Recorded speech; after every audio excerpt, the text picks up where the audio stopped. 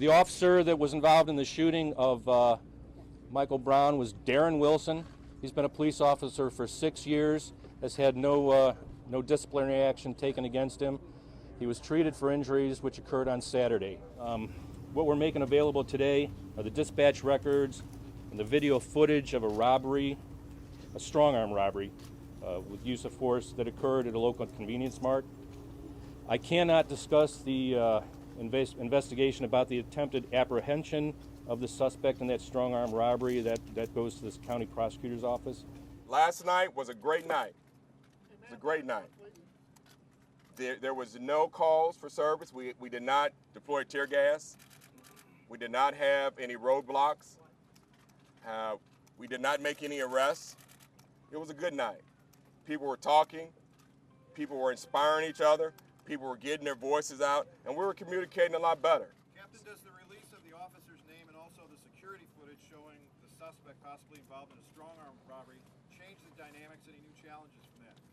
I think the release of the name is what was requested by the community, and they've gotten that. I have not seen the video.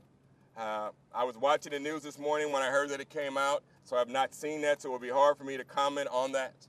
Well, I can tell you that today I will meet with the chief of Ferguson and talk about how that was released, try to get a copy or be able to analyze the packet that they have.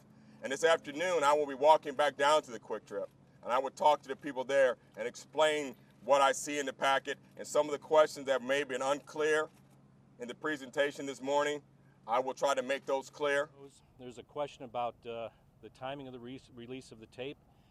So we've had this tape for a while, and we had to diligently review the information that was in the tape, determine if there was any other reason to keep it.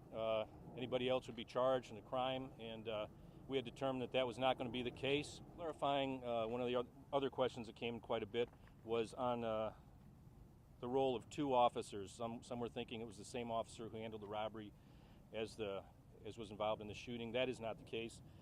There were two separate officers. This robbery does not relate to the initial contact between the officer and Michael Brown. The family feels that was strategic. They think it was aimed at denigrating their son. It was a character assassination attempt. That is pretty much the sentiments of everyone that I've discussed. They think the timing is suspect. And at a time when the highway patrol has been called in, where we got a calm that's going on in the community, we finally reached a point where things are settled down.